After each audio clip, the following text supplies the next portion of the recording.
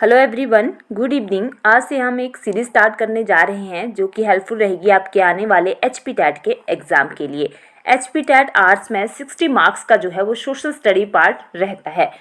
उस पार्ट के लिए ये वाली सीरीज जो है वो काफ़ी ज़्यादा हेल्पफुल रहेगी। और दूसरा, एचपी टैट आर्ट्स तथा एचपी के जितने भी अदर एग्जाम्स होते हैं वहाँ पे 30 मार्क्स का जो है वो जीके पार्ट आता है। तो उस पार्ट के लिए ये वाली सीरीज जो है वो काफ़ी ज़्यादा हेल्पफुल रहेगी।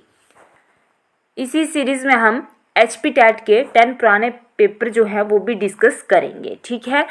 और दूसरा, जितना भी किसी क्वेश्चन से एक्स्ट्रा या किसी टॉपिक से एक्स्ट्रा होगा वो भी आपको साथ ही साथ में यहाँ पे बताया जाएगा। जिन्होंने पहले टैट के पेपर दिए होंगे, जब हमारी सीरीज़ की 6 to 7 क्लास हो जाएगी तो उस टाइम आपको आइडिया लग जाएगा कि कितने क्वेश्चन जो है यहाँ से पहले टैट में पूछ लिए गए हैं और आगे भी यहाँ से जो है वो क्वेश्चन आने की पूरी संभावना रहेगी।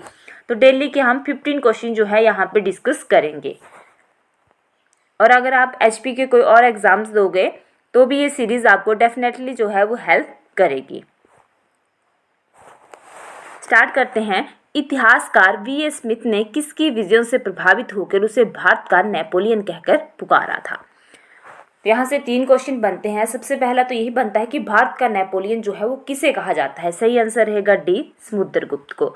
दूसरा, किसने कहा था? तो वो कहते हैं वी ए स्मिथ। और तीसरा जो है वो समुद्रगुप्त जो है वो कौन से वंश से संबंधित थे? तो ये थे गुप्त वंश के शासक।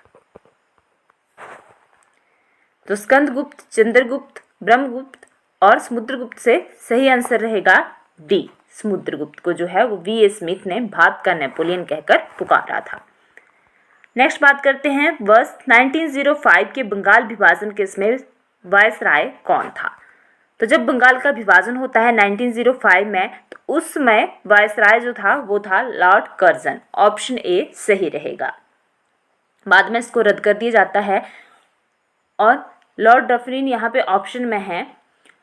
तो लॉर्ड डफरिन जो था, जब भारतीय राष्ट्रीय कांग्रेस की स्थापना होती है 1885 में, तब ये वायसराय था। तो ये वाला क्वेश्चन भी जो है वो पेपरों में पूछ लिया जाता है। भारतीय राष्ट्रीय कांग्रेस की स्थापना होती है 1885 में और जब ये स्थापना होती है तब वायसराय होता है लॉर्ड डफरिन। नेक्स्ट क्वेश्चन की तरफ चलते हैं।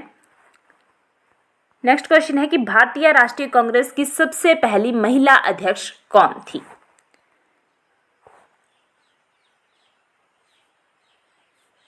तो भारतीय राष्ट्रीय कांग्रेस की स्थापना मैंने आपको बता दी कि 1885 में बम्बई में होती है, ठीक है। अब इन्होंने पूछा है कि इसकी पहली महिला अध्यक्ष कौन थी। तो इसमें भारतीय राष्ट्रीय कांग्रेस में अलग अलग अधिवेशन हुए हैं जहां से पेपरों में मैक्सिमम टाइम क्वेश्चन बने हुए हैं। तो यहाँ से हमसे पूछा गया कि सबसे पहली महिला अध्यक्ष, तो सबसे पहली जो महिला अध्यक्ष थी वो थी एनी बेसेंट, परंतु ये आयरलैंड की थी, ठीक है। अगर क्वेश्चन पेपरों में 2 तरह से पूछा जाता है, अगर ऐसा पूछे कि सबसे पहली महिला अध्यक्ष कौन थी भारतीय राष्ट्रीय कांग्रेस की, तो वो थी एनी बेसेंट। अगर क्वेश्चन ऐसे आए कि भारतीय राष्ट्रीय कांग्रेस की सबसे पहली महिला अध्यक्ष भारतीय कौन थी, तो अगर भारतीय आएगा तो वो रहती है सरोजनी नायडू।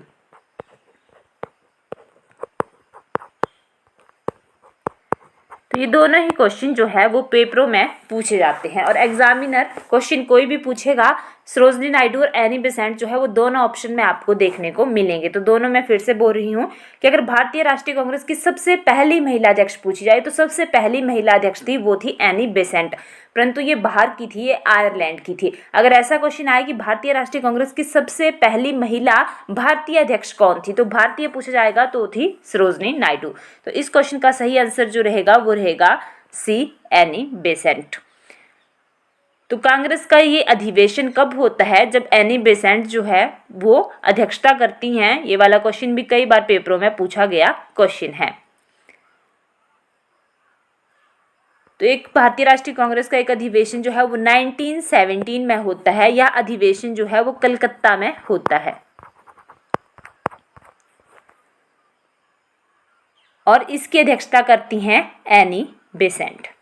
इतना आपने जरूर यहां से याद रखना है। क्वेश्चन रहेगा कि बौद्ध संहिताओं के 4 आयोजकों का सही क्रम क्या है? ठीक है, कई बार क्वेश्चन आता है। बौद्ध संहिताएं जो हैं वो 4 हुई हैं। क्वेश्चन डायरेक्ट आता है कि कहाँ कहाँ पे हुई हैं, या फिर किस किस ने इनका आयोजन जो है वो किया था, मतलब उस टाइम पे राजा कौन कौन थे। तो बौद्ध जो है 4 संगतियाँ होती हैं। वो कब कब होती हैं, डेट मैं बोल देती हूँ। फर्स्ट होती है 483 में, उसके बाद होती है 383 में, फिर होती है 255 में और लास्ट होती है प्रथम सदी में। ठीक है, ये संगतियाँ जो है वो किस किस राजा के काल में होती है, इन्होंने क्रम में पूछा गया है। फर्स्ट से हमने चलना है लास्ट तक, तो टोटल हो गई 4, तो क्रम में 4 ही राजा जो हैं वो आएंगे। तो कौन है ये राजा, तो आपने ट्रिक याद रखना है अका अक, अका अक। पहले नंबर पे राजा थे जब प्रथम बौद्ध संगति हुई थी, तो उस टाइम पे थे अजात शत्रु। ठीक है, फिर दूसरी होती है तो उस टाइम पे होते हैं कालाशोक, तीसरी होती है उस टाइम पे होते हैं अशोक, और चौथी होती है तो उस टाइम पे राजा होते हैं कनिष्क। तो अकाक से आपका ट्रिक हो गया। तो यहाँ पे ढूंढो कौन सी ऐसी बौद्ध संगति है, तो अ से हो गया अजात शत्रु, का से हो गया कालाशोक, अ से हो गया अशोक और क से हो गया कनिष्क। तो सही आंसर जो रहेगा वो रहेगा डी, ऑप्शन डी।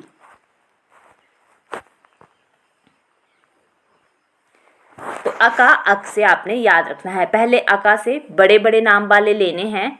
ये हो गया अ का अ क। ठीक है, पहले आपने बड़े बड़े नाम वाले लेने हैं। तो बड़ा नाम हो गया अजात शत्रु, फिर कालाशोक, फिर अशोक, फिर कनिष्क। तो अका अक से आप इनको याद रख सकते हो, और कई पेपर जो है ये पेपरों में क्वेश्चन बनता है। ठीक है, पहले बहुत से एग्जाम्स में ये क्वेश्चन जो है वो पूछा गया है, तो इसको आपने जरूर ध्यान में रखना है। और यहाँ से पुरोहित भी पूछे जाते हैं कि जब ये बौद्ध संगतियाँ हुई थी तो पुरोहित कौन कौन थे। तो पहली बौद्ध संगति जो अजात शत्रु के समय होती है तो उस टाइम पे पुरोहित थे महाकश्यप। दूसरी जब कालाशोक के टाइम पे होती है तब था पुरोहित सबाकामी। उसके बाद जो है थर्ड बौद्ध संगति होती है अशोक के टाइम पे, तो उस टाइम पे जो पुरोहित होते हैं उनका नाम है मोगलीपतिस घोषाल। और उसके बाद जो है वो चतुर्थ बौद्ध संगति होती है, तो उस टाइम पे जो अध्यक्ष होते हैं तो उस टाइम पे अध्यक्ष भी होते हैं और एक उपाध्यक्ष भी बनते हैं कनिष्क के टाइम में, तो उनका नाम रहता है अश्वघोष और वसुमित्र। वसुमित्र थे अध्यक्ष और अश्वघोष थे उपाध्यक्ष।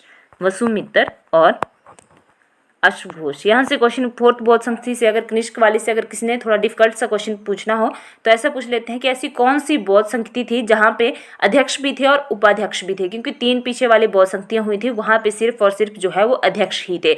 तो चतुर्थ बौद्ध संगति में अध्यक्ष भी होते हैं और उपाध्यक्ष भी होते हैं। अध्यक्ष हैं वसुमित्र और उपाध्यक्ष जो हैं वो हैं अश्वघोष। और ये बौद्ध संगतियाँ हुई कहाँ कहाँ थी, ये भी क्वेश्चन पेपरों में पूछा जाता है। तो प्रथम बौद्ध संगति होती है राजगीर में, राजगीर में। सेकंड बौद्ध संगति जो होती है वो होती है वैशाली में। तीसरी बौद्ध संगति जो है वो कहाँ पे होती है, ये होती है कुंडलवन में, सॉरी पाटलिपुत्र में, पाटलिपुत्र। और चतुर्थ बौद्ध संगति जो है कनिष्क वाली ये होती है कुंडलवन में, कुंडलवन। फिर से बोल रही हूँ मैं, प्रथम बौद्ध संगति होती है राजगीर में, सेकंड होती है वैशाली में, थर्ड होती है पाटलिपुत्र में और लास्ट बौद्ध संगति होती है कुंडलवन में।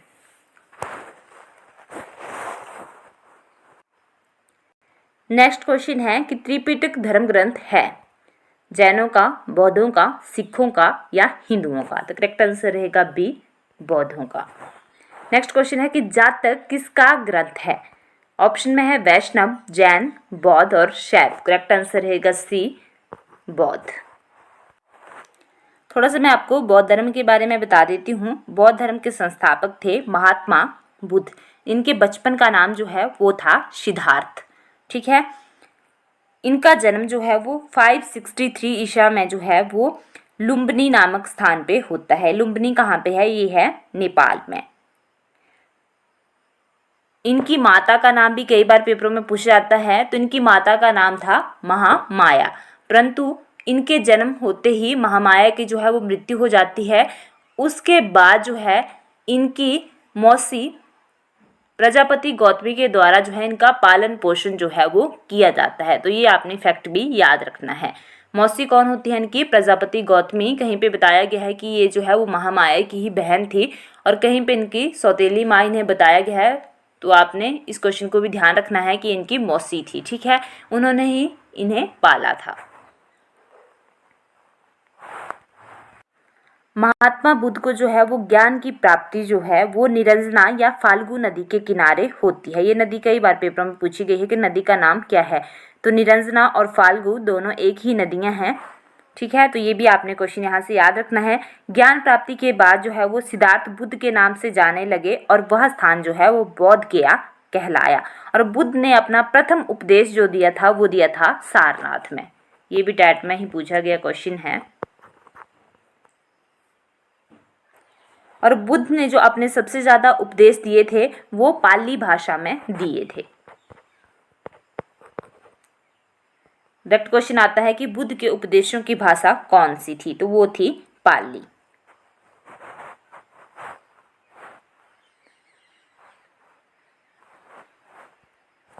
नेक्स्ट क्वेश्चन करते हैं अब।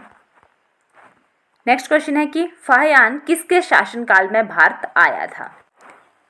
सही आंसर रहेगा ऑप्शन डी। ऑप्शन में थे चंद्रगुप्त प्रथम, अशोक, हर्षवर्धन और चंद्रगुप्त द्वितीय। करेक्ट आंसर रहेगा डी, चंद्रगुप्त द्वितीय। चंद्रगुप्त द्वितीय के दरबार में चीनी बौद्ध विद्वान फाहियान भारत आया था। आया कहाँ से था ये? चीन से। ये क्वेश्चन भी पेपरों में पूछा गया क्वेश्चन है। टैट में ये क्वेश्चन पहले पूछा जा चुका है, ठीक है।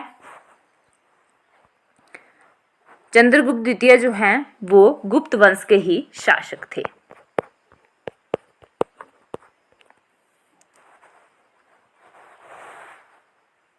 इनके दरबार में संस्कृत के 9 विद्वान जो हैं वो रहते थे।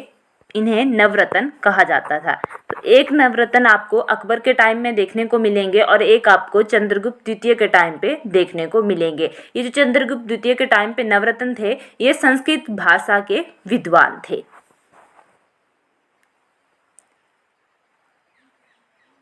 और इन नवरत्नों में सबसे प्रमुख थे कालिदास, अमरदास, धन्वंतरी। तो ये आपने याद रखने हैं।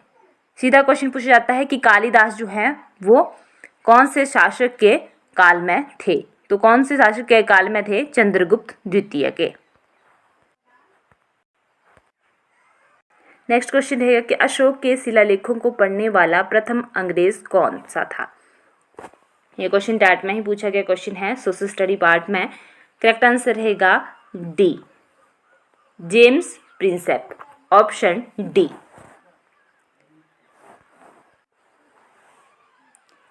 हिस्ट्री में आपको एक मगध महाजनपद मिलेगा, ठीक है।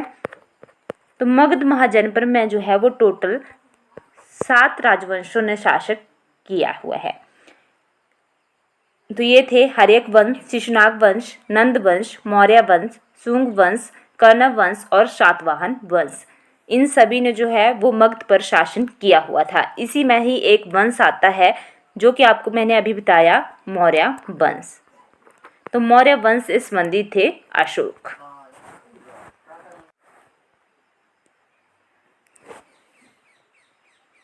राज्याभिषेक जो है वो अशोक का होता है 269 में, ठीक है। और अशोक जो है वो 261 में जो है वो कलिंग पर आक्रमण करते हैं। अपने राज्याभिषेक के 8 वर्ष बाद जो है वो अशोक कलिंग पर आक्रमण करता है।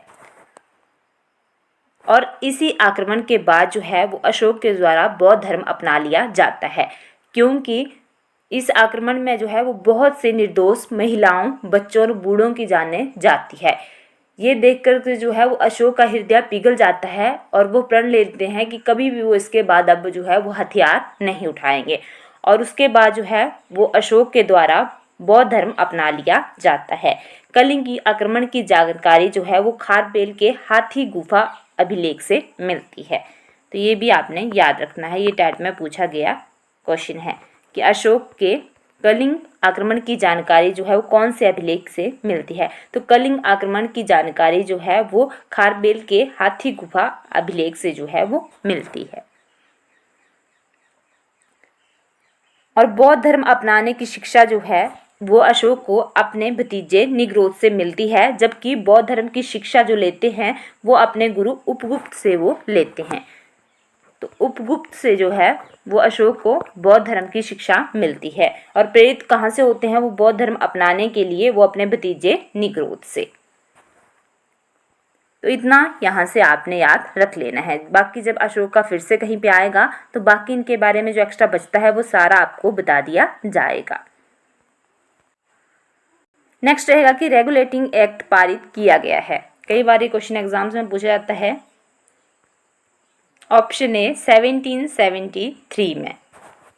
आप चारों ऑप्शन यहाँ से देख सकते हो। मैं चारों इसलिए नहीं बोलती हूँ क्योंकि फिर माइंड में पेपर के टाइम पे कई बार जो है हमें और ही ऑप्शन याद रहते हैं। तो चारों आपने देख लेने हैं। नेक्स्ट वीडियो में मेरे को आपने बता देना। अगर चारों के चारों पढ़ने हो तो मैं चारों के चारों पढ़ दूंगी। करेक्ट आंसर जो रहेगा वो रहेगा ए 1773।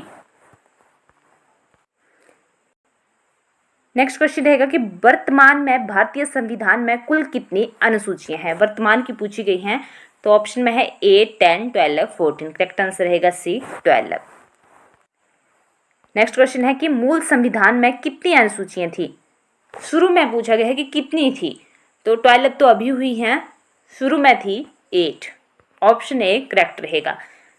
यहाँ पर तो नहीं दिया गया है ऑप्शन में, पर जब एग्जामिनर इस क्वेश्चन को भी डालता है तो 12 भी ऑप्शन में दिया जाता है और आधे से ज़्यादा बच्चे जो है वो 12 वहाँ पे करेक्ट करके आते हैं।